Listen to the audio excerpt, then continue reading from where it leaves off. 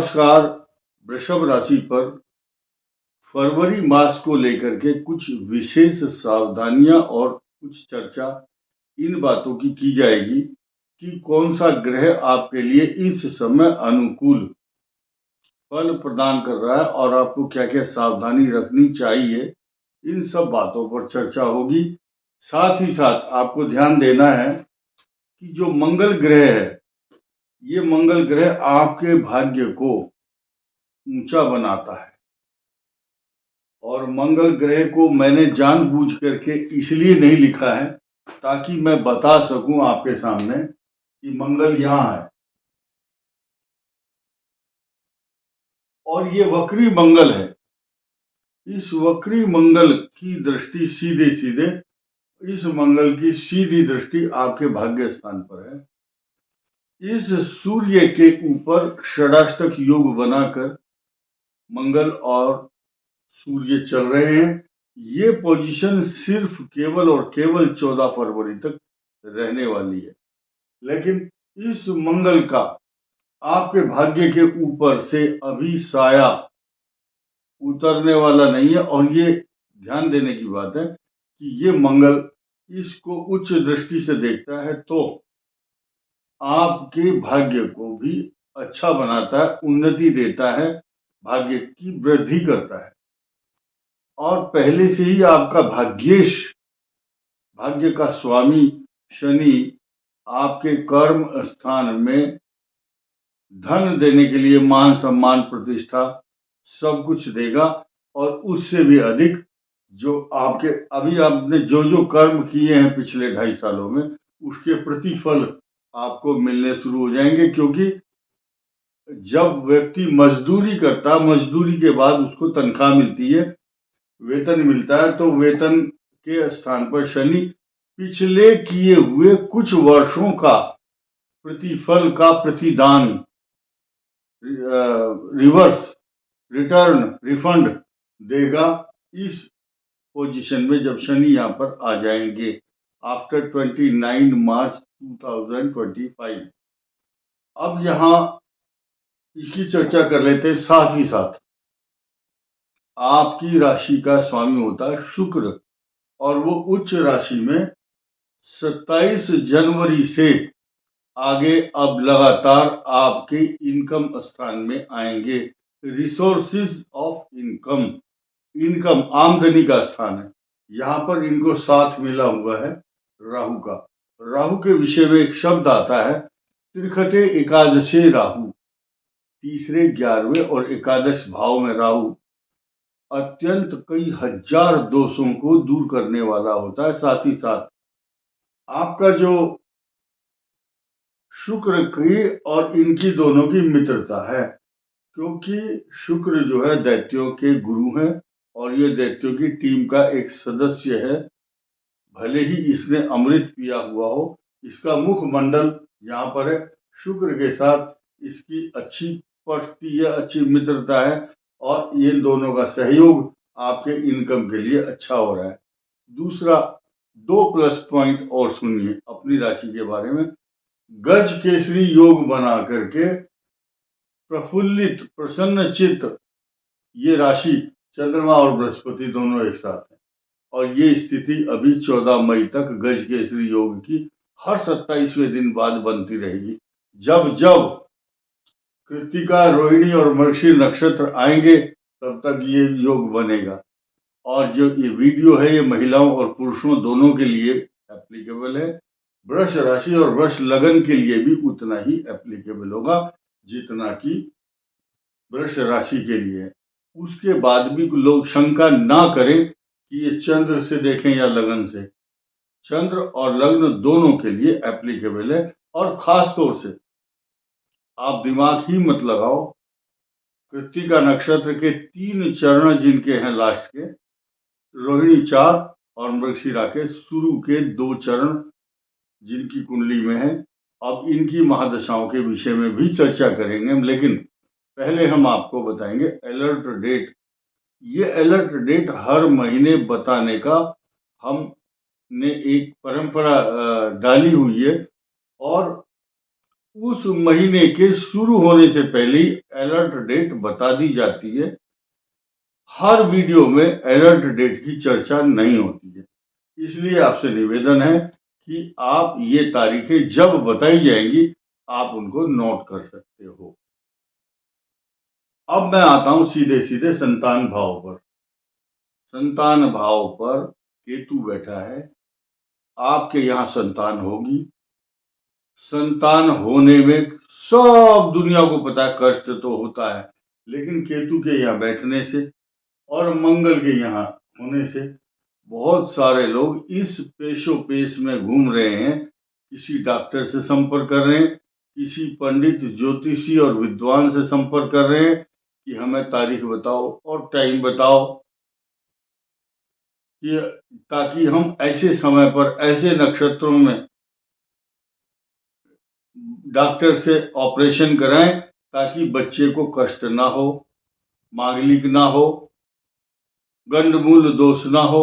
कोई पंचकों से डरा हुआ है, कोई डरने की आवश्यकता नहीं है। इस संसार के अंदर जिसको आना है आप रोक नहीं सकते, और जिस समय आना है वो भगवान ने पहले ही उसका भाग्य निर्धारित किया हुआ है।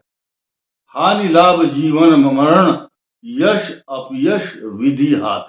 जन्म और मरण इसको एक सीमा में, ये ससीम नहीं है, ये असीम है। ससीम का मतलब सीमा के अंदर, असीम का मतलब असीमित। ये दो ही तो चीज भगवान ने डोर अपने हाथ में रखी हुई है। इस संसार के दो जहां हैं, एक ऊपर वाला जहान, एक पृथ्वी का जहान, और दो इन दोनों के बीच में एक श्वास का है फासला। चल रही है श्वास तो ये जहां, अगर बंद हो गई तो वो जहां। तो ये जो संतान भाव है, इस संतान भाव पर मंगल की दृष्टि है, कुछ कष्ट कारक तो होगा।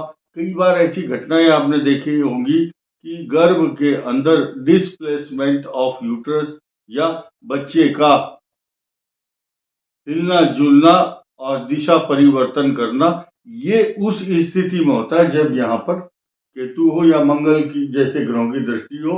लेकिन पॉजिटिव चीज ये भी तो देखिए कि आपकी पति पत्नी की कुंडली में अगर बृहस्पति जैसा कोई ग्रह सकारात्मक दृष्टि से देख रहा है, क्योंकि भाग्य और कुंडली तो सबकी अलग अलग है, ये सिर्फ गोचर के ऊपर चर्चा कर रहे हैं हम लोग, तो इतना भयभीत होने की आवश्यकता नहीं है। सावधानी अवश्य रखनी चाहिए। कुछ लोग बोलते हैं आप तो डरा रहे हैं, तो आपको डरने की जरूरत नहीं है। जिनको ज्यादा ही डर लगता है वो वीडियो ना देखे, और जो समझदार आदमी है वो इसको प्रिकॉशन के तौर पर ले सकता है। हमने आपको कुछ आपसे मांगा नहीं है, सिर्फ एक सलाह दी जा रही है। मानना ना मानना ये आप लोगों के ऊपर निर्भर करता है। आइए अब जानते हैं भाग्य स्थान में बुधादित्य योग का बहुत बड़ा रोल है, बहुत बड़ा योग है, क्योंकि एक त्रिकोण भाव है और ये धन कुटुंब वाणी, यहाँ पर भाग्य स्थान पर बुधादित्य योग बन रहा है, और इस बुधादित्य योग के ऊपर बृहस्पति अपनी अमृत वर्षा कर रहे हैं, क्योंकि बृहस्पति स्थिर राशि है, स्थिर स्टेबल, जहां पर बैठ करके बृहस्पति देवता अमृत तत्व रूपी दृष्टि आपके भाग्य को उन्नति दे रहे हैं। अब यहां क्या है, ध्यान से देखिए, आपका जो एक कर्म स्थान है, इस कर्म स्थान पर राहु और सूर्य के बीच में ये पाप कर्तरी योग बना, और 14 फरवरी को जब ये सूर्य यहाँ पर प्रवेश कर जाएंगे तो ये पाप कर्तरी योग हट जाएगा। तब तक क्या है, इस भाव को, ये भाव है आपका नौकरी व्यापार प्रतिष्ठा,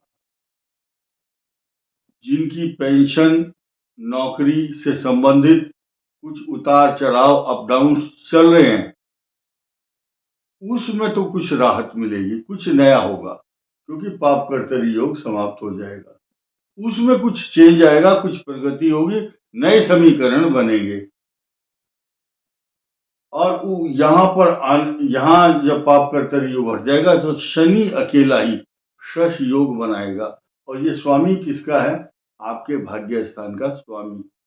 जब स्वतंत्र हो जाएगा तो फिर ये केंद्राधिपति भी होगा और इसका कई हजार गुना प्रभाव इस भाव के ऊपर होगा। आइए अब बात करते हैं अलर्ट डेट की और साथ ही साथ महादशाओं की चर्चा भी इसी एपिसोड में होगी। फरवरी मास में आपको ध्यान देना 3, 4, 5, 12, 13, 14 और 22, 23, 24 टोटल जो है 28 का महीना होता है और 28 का महीना होगा तो 28 में से 6 तारीख तो ऐसी हो गई है तो बची 22। जो 22 दिन है तो वो आपके लिए अच्छे ही होंगे, लेकिन यहाँ पर क्या है 9 तारीखें बता रहा हूँ आपको जो अलर्ट डेट है। इन 9 दिनों में इन तारीखों में से आपको सावधानी रखनी। क्या क्या? गाड़ी ठीक चलाएं, पैसा किसी को उधार ना दें, बाथरूम में फिसलने से बचें और अपने पेट के रोगों से सचेत रहें। खान पान का ध्यान रखें, लाइफ स्टाइल का ध्यान रखें, वाद विवाद से बचना। तो ये जो तारीख है दोबारा बताता हूँ 3, 4, 5, 12, 13, 14, 22, 23 और 24 फरवरी। बाकी जो जितनी भी तारीखें हैं 19 दिन बहुत शुभ और श्रेष्ठ फल देंगे, इसमें कोई संदेह नहीं है। अब हम महादशा पर चर्चा कर लेते हैं। इस कृत्तिका नक्षत्र की जन्म के समय सूर्य की दशा होती है और अब जो जवान लड़के हैं उनकी राहु की या बृहस्पति या शनि की दशा चल रही होगी, वो इनके लिए वरदान साबित होगी। कुछ लोग बाद में फिर भी शिकायत करते हैं कि मैं तो सीनियर सिटीजन हूँ, मेरा तो नाम ही नहीं लिया आपने, तो मैं उनकी भी बात कर लेता हूँ। पहले तो नाम के अक्षर बताता हूँ। ई, उ, ए। ई से इंद्र, प्रकाश, इंदु, ईश्वर, इस टाइप के ई। उ से उमेश, उमाकांत, उमा और ओम प्रकाश, बालक राम, बालेश्वर, बाल मुकुंद, बालचंद और बी अक्षर से विश्वास, विकास, बीना, बिंदु, इस टाइप के बी अक्षर। ओ बा बी बू अक्षर से बुध प्रकाश, बुध देव, ये बू अक्षर है। और ये आया वेद प्रकाश, वे और वो अक्षर, वो VO, V for Victor, B for Bombay, इसमें आ रहा है। तो ये जो नाम के अक्षर है इन की जो दशाओं की चर्चा कर रहे हैं। अब सूर्य की दशा, फिर चंद्र, फिर मंगल, राहु, बृहस्पति, शनि और बुध की दशा भी, शनि बुध ये अच्छी दशाएं रहती है। केतु की दशा कष्टकारक होती है इसमें। शुक्र फिर उसके बाद ठीक रहता है लेकिन रोग कारक। अब आइए चंद्रमा की दशा यहां से शुरू होगी, फिर आएगी मंगल की।